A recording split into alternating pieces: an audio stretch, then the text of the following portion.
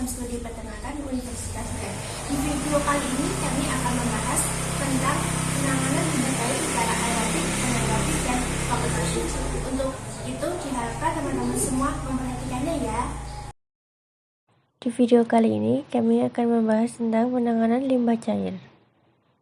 Penanganan limbah cair secara biologi dapat dilakukan secara aerobik dan anaerobik. Perlakuan biologi yang umum digunakan sebagai pengolahan limbah cair peternakan antara lain kolam aerobik, kolam anaerobik, dan kolam fakultatif. Yang pertama, kolam aerobik. Kolam ini sering disebut kolam oksidasi.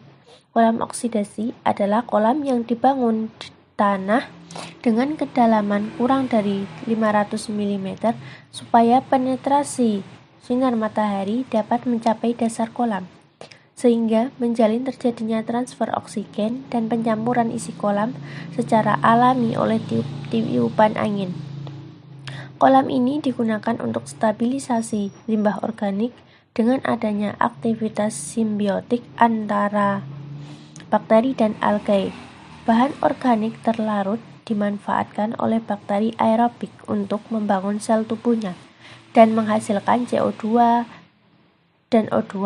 CO2 digunakan algae untuk melakukan fotosintesis dengan panduan sinar matahari dan menghasilkan O2 yang akan digunakan kembali oleh bakteri aerob untuk mendegradasi bahan organik.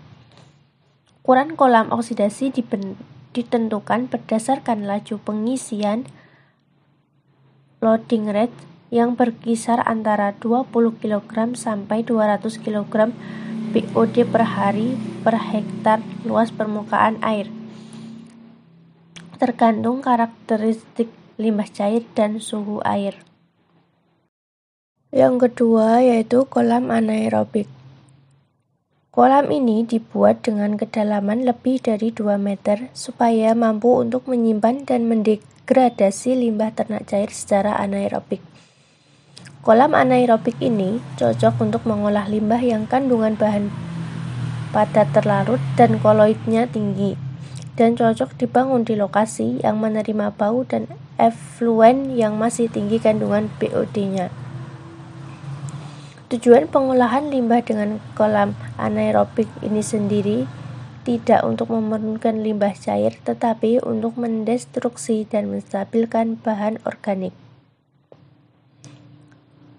Degradasi utama kolam anaerobik adalah hidrolisis bahan organik oleh bakteri saprofilik. Selama musim panas banyak menghasilkan gas-gas metana, CO2, H2S, dan NO. Gas-gas tersebut diproduksi dari BO yang terakumulasi di dasar kolam dan akan naik ke permukaan, kemudian hilang ke atmosfer atau akan melarutkan kembali bahan padat, mengendap kembali ke dasar kolam atau membentuk kerak di permukaan. Lapisan keraknya tebal dan cenderung tidak menghasilkan bau dibandingkan kolam lainnya. Selama musim panas, kolam ini cenderung berwarna merah jambu dan relatif tidak berbau. Pada pemompaan kolam ini, bila terjadi deposisi kristal garam magnesium amonium fosfat pada permukaan pipa maupun bagian pompa, sehingga dapat menghambat aliran bahkan dapat menyumbat pipa. Kerak tersebut dapat dikontrol dengan cara membersihkan pompa ataupun pipa secara rutin.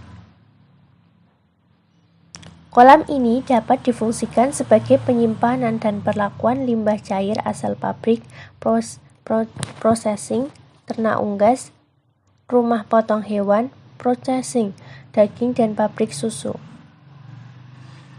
Kerak gemuk yang berasal dari lemak dan minyak dan isi rumen dibiarkan mengambang di permukaan sehingga akan mengurangi hilangnya panas selama musim dingin dan mengurangi bau yang menyengat.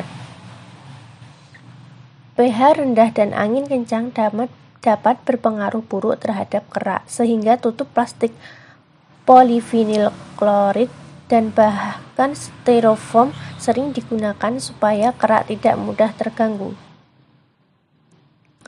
Sulut G sebaiknya digunakan kembali supaya proses dapat berjalan lebih cepat. Sulut G di sini berfungsi sebagai aktivator atau inokulum alami bagi influen. Outlet kolam sebaiknya jauh dari inlet untuk mencegah terjadinya arus pendek dan pecahnya lapisan kerak. Kekurangan kolam ini timbulnya bau busuk dan kualitas efluen belum memenuhi mutu. Sedangkan kelebihan kolam ini, biaya awal rendah, mampu menangani limbah yang beban pencemarannya tinggi. Yang ketiga yaitu kolam fakultatif. Kolam fakultatif ini memiliki 3 aktivitas biologi, yaitu stabilisasi padatan mudah diendapkan di dasar kolam, dekomposisi padatan tersuspensi di bagian tengah, dan proses aerobik di permukaan kolam. Laju pengisian kolam berkisar antara 20-50 kg BOD per D per hektar, dengan kedalaman kolam bervariasi dari 1 meter sampai 1,5 meter. Waktu tinggal di dalam kolam untuk limbah cair encer berkisar beberapa hari sampai sebulan. Nah, kolam fakultatif ini cocok untuk limbah cair bervolume tinggi tetapi rendah akan BOD-nya. Penggunaan kolam fakultatif ini untuk limbah ternak cair volume rendah BOD tinggi tidak disarankan karena memerlukan pengenceran dengan air yang jumlahnya cukup banyak.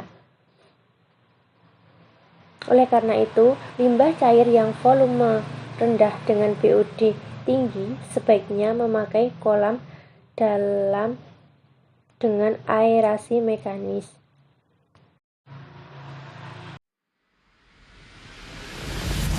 Terima kasih sudah menonton videonya ya. Tetap jaga kesehatan, ikuti protokol kesehatan, dan jangan lupa makan.